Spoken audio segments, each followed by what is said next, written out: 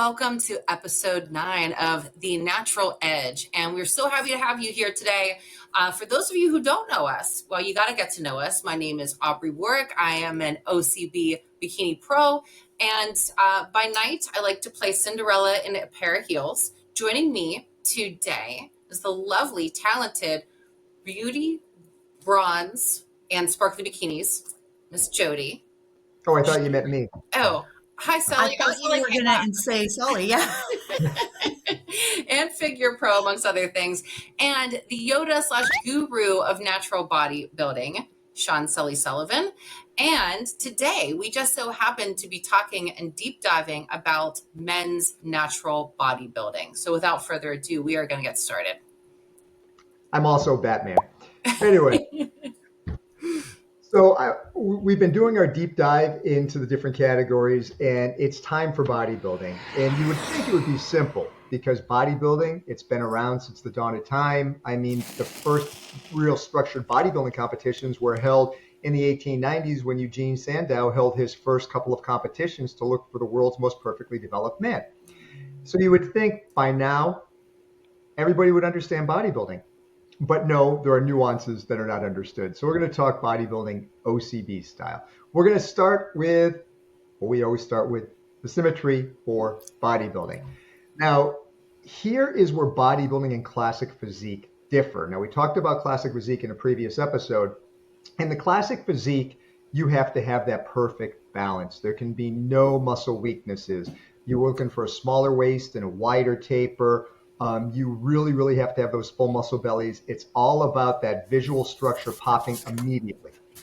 In bodybuilding, you can have some blockiness to the physique and some muscle imbalances as long as they're not distracting. So a good symmetry for bodybuilding would be to have really large 3D muscle groups with fullness everywhere. Now here, the whole key to bodybuilding is how can you have a muscle imbalance or two or have a little bit of blockiness? We see it all the time in bodybuilding. I mean, Jody, as a judge, how many times have you seen a bodybuilder that's a little narrow in the lats and maybe a little thicker in the waist that wouldn't really work for classic physique, but they win every bodybuilding show because they're big and ripped? It happens, and it comes down to the posing as well. We judge what we see, and if they can display their best features optimally, that's where they're taking first place, 100%. And that's exactly it. There are 11 poses in bodybuilding.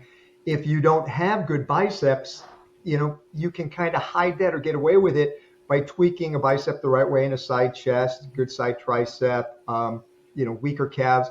More poses allow you more flexibility to hide some of these weaknesses.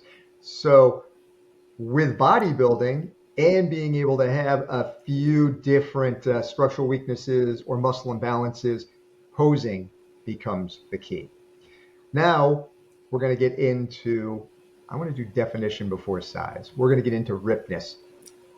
How ripped do bodybuilders need to be? Aubrey, what do you see when you're back there looking at bodybuilders? Yeah. So when I'm emceeing these shows, the level of leanness and conditioning that I'm seeing that would be like the lowest percent body fat out of all other, categories and divisions. So you got to be ripped. And that's what we're looking for in the OCB. We're looking for a grainy look. And you want a grainy look? Hey, nobody has a better or grainier physique than our Yorton Cup champion, multiple Yorton Cup champion, Magnum McRae. This is what we're talking about when we're saying a grainy look. We want to see all the feathering in the thighs. We want to see striations in the glutes. We want to see cross striations in the triceps and in the chest and through the hamstrings. Now, we talked about in classic physique, you want to see a thigh bicep, which is the two muscles of the hamstring. A really shredded bodybuilder, when they flare their leg out and they get called to flex their hamstrings, it looks like something from Aliens crawled up in there and died, because I know sometimes I count like 19 thigh biceps. There's just stuff happening everywhere. That is what we want to see in bodybuilding. So level of definition is very high.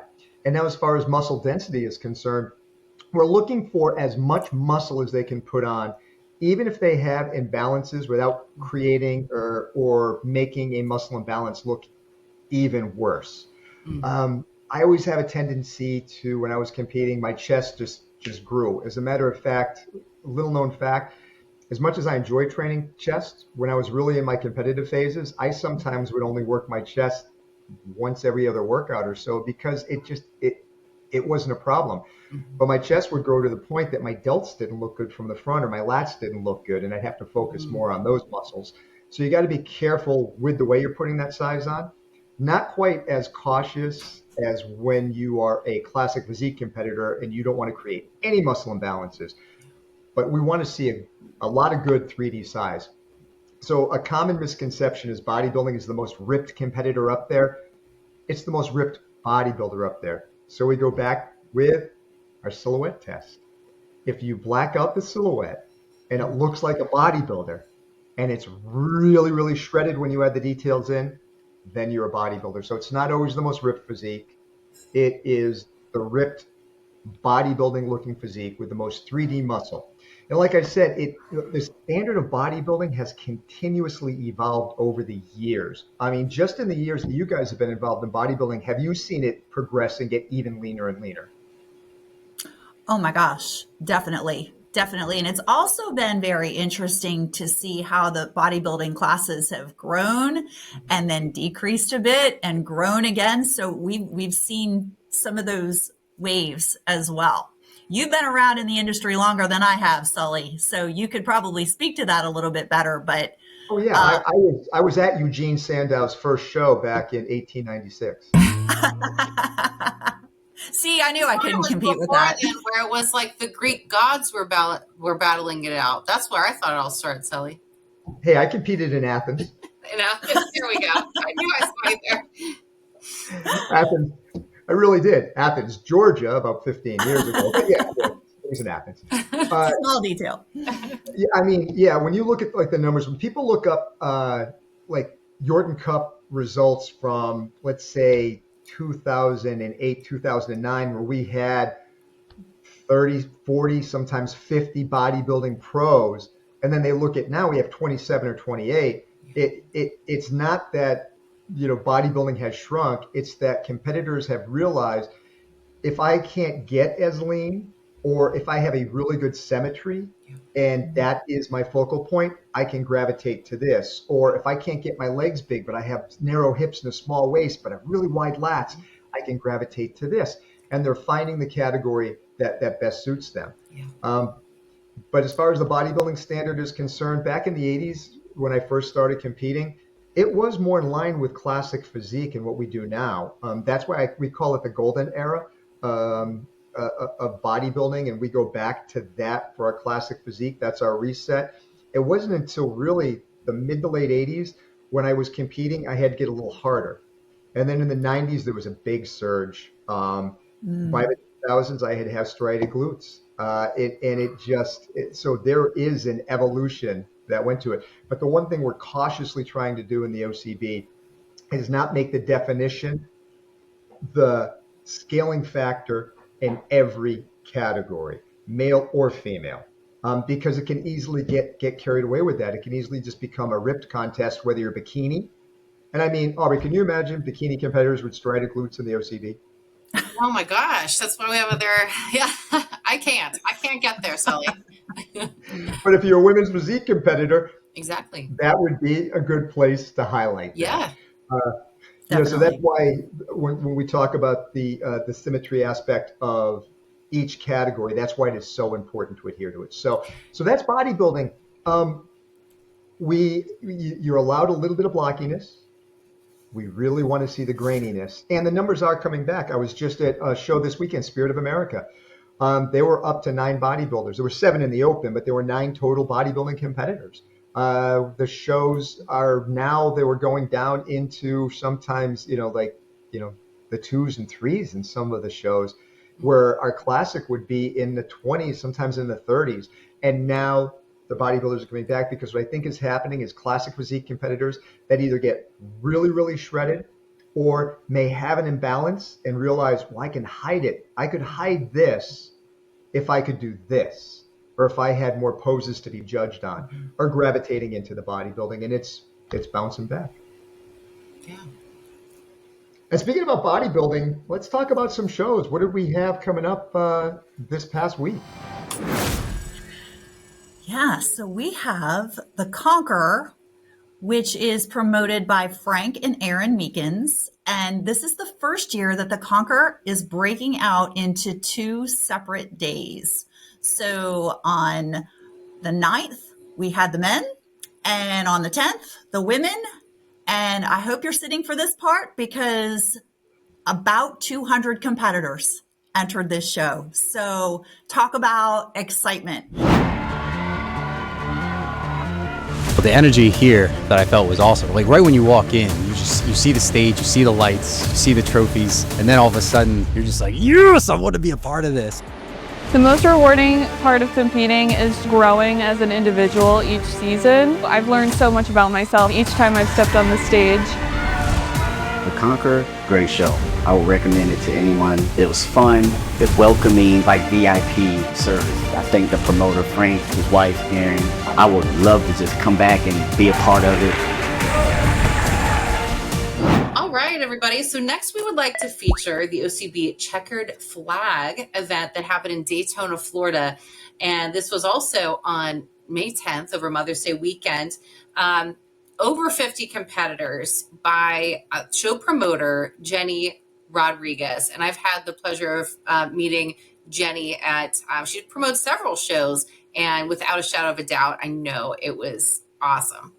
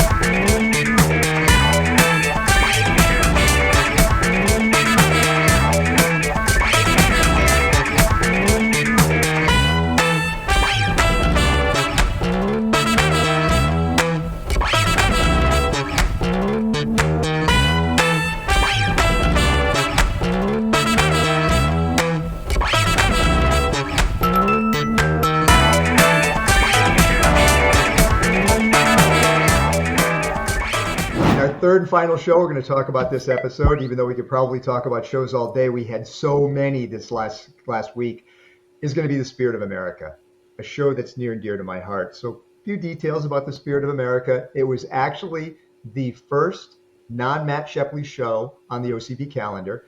The first show didn't kick off until the following year because the promoter, he's a little Sully guy, ended up getting called to duty, and we missed our first year.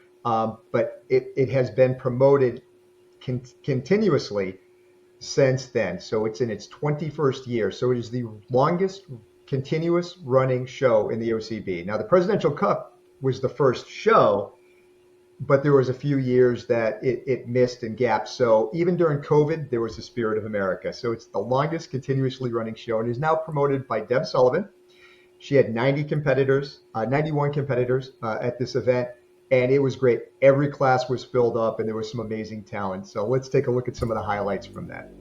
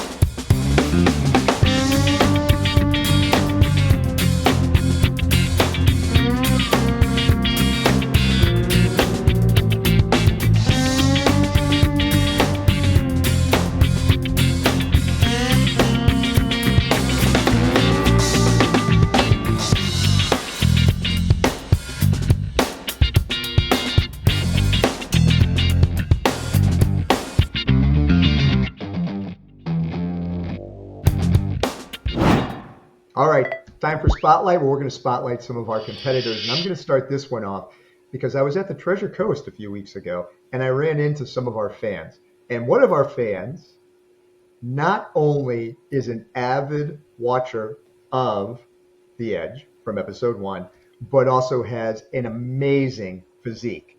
So I'm doing my shout out to Giovanni Colin, who was men's physique overall runner-up. And he is a member of something near and dear to my heart, the United States Air Force. He's serving as a master sergeant there. So if you take a look at this physique, not only is this man dedicated to serving his country, but he also has a great future as an OCB competitor and future pro. Giovanni, I'm looking at your physique right now, and I'm saying to myself, you could either swing into classic physique, or you could add a little bit more density and go bodybuilding, or you can stay in men's physique and do well. You've got that transition. Ball's in your court, my friend. I'll see you at your next show, and congratulations on a great outing. Okay, next on the OCB Spotlight, I want to feature bikini pro Carla Bowes, and she was a recent runner-up at the Apex Pro Show in 2024. Now, she has many accolades, and I have really not had the opportunity to meet her in person, but Carla, from just a little bit of appropriate stalking on Instagram, bow down. Her symmetry in bikini is bar none. Beautiful physique, as well as posing, and how she presents herself on social media is extremely classy, grateful, and I'll tell you what, I would probably sweat a little bit if I saw her on stage when I'm there. Hopefully we'll be seeing her on stage at the Jordan Cup. You'll be there. That would be awesome. And I'm really excited about the athlete that I have the opportunity to feature. It is Tracy Utzler, and I have the pleasure of having met her and getting to know her a bit. She's actually my teammate at Team Franco Bodybuilding. We have worked together for a number of shows. And fun fact, I had listened to Joe Franco's podcast for a while, a couple of years before I asked her, because I knew she was one of his athletes, and she gave me great feedback. But, you know, I'll talk about a little bit about the obvious and then the not so obvious. The obvious is when this woman steps on stage, quads galore. I mean, head to toe. She's a fantastic, fantastic athlete, but that is, to me, her standout feature. Now, what we don't see behind the scenes, she's a kind person. She's a helpful person. She has judged a number of shows, been involved behind the scenes. I've mentioned she gave me help when I was looking for a coach, and she's just a gem. In her professional life, she's a YMCA executive, and she did take third overall in the 2024 Jordan Cup in the figure category. And so she is definitely going to be one to watch in 2025. Pro tips time. So this is another question that comes from the field from Maximilian. Hey, Max, I love saying your full name. I wouldn't go by Max. I'd be going by Maximilian. But we were talking at a show, and we were talking about lagging body parts. And he's trying to get his lats up for the next competition. And wanted to know if there were any advices that we had to bring up lagging body parts, period. So what say you? Yes. This one's a layup for me. Unilateral training. So things like split squats, single leg curls, single leg squats, if it's a difference in your legs. I will go so far as to also say, in terms of symmetry, we store body fat differently from one side to the other. So I can't overlook that fact. But in addition to the training, do not forget your food. Your macros absolutely have to match the training if you're going to maximize that growth on your lagging side. Yes. Yeah, definitely. And I think that just to piggyback off that, Jody, what I've done now, I do have a discrepancy in my symmetry in my lower body specifically. Oh, and in my left eye. So I'm glad my left eye is smaller than my right. So I'm glad that you guys don't judge me on that. But anyway, so what I've done is unilateral training, but I always start with the weaker side, right? So let's say it's my left side of the body. So I start with the weaker side and I go for perfect form with as many reps that I can do. Let's say if it's like 10 reps, And then I go to my dominant side, the stronger leg, and I match those reps. So I don't, let's say, even if I could go 12 or 15 on my dominant side, I'm not doing that, so that I'm trying to, again, balance out both sides of my body. The other thing that I have found very effective is to create like a better biofeedback loop, and to make sure that, let's say, typically it's the non-dominant side of the body is going to be a little bit smaller, or maybe if you're nursing an injuries of the past. So I might like really touch that body part as I am working out, or I'm closing my eyes to make a more intense mind muscle connection with that side of the body. And I have found that it's starting to get picked up. I'm not there yet, but hey, we all need something to focus on. So hopefully you can apply that to your lats as well. Awesome. Oh, good. Yeah, I fell victim to this too. And there are a couple of things that I'm going to recommend that really worked for me. One of them is feeder workouts.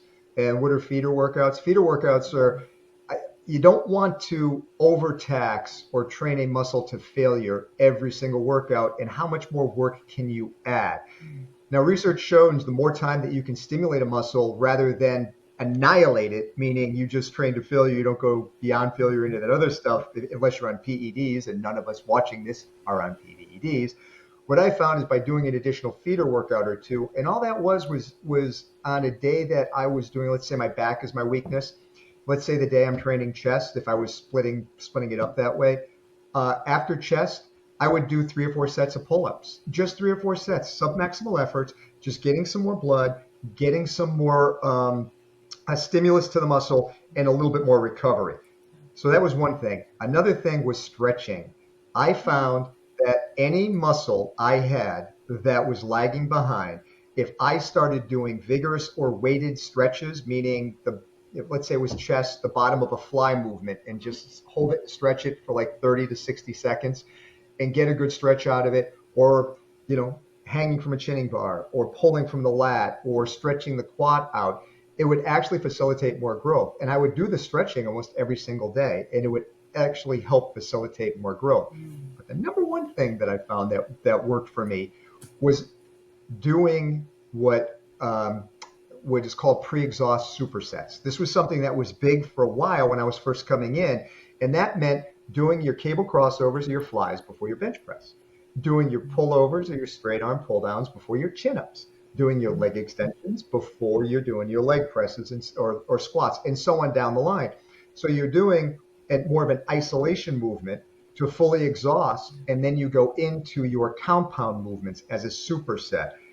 I got enormous growth from that. I didn't do them all the time, but anytime I noticed a lagging body part, let's say it was my biceps, I would do an isolation movement followed by a compound movement. So just a few things that I've tried that have worked in the past. And the other thing is persistence and consistency. Don't give up on your lagging muscle parts, and don't think you need to use the sledgehammer approach. I've talked to too many people like, oh, my lats are lagging. What are you doing? I'm doing 90 sets for my back 5 days a week. Yeah, remember the recovery model. You can only do so much and adequately recover. Your muscles grow under stress. Your muscles grow under recovery and proper nutrition. So those are our pro tips for today. More is not always better. No, it's not. But you know what is? More edge. Yes. So we'll be back next Tuesday, 8 o'clock drop times. We're dropping every Tuesday at 8 o'clock, our weekly podcast. Hey, if you like the episode, go ahead and like it. I know we're getting some comments, and we're trying to get back to everybody who's leaving feedback in our threads. I'm getting a lot of Instagram messages. I know my co-hosts are too. So we just want to let you know, we appreciate you. We're listening to you. We're trying to make this better for you. So be safe, train hard, stay natural.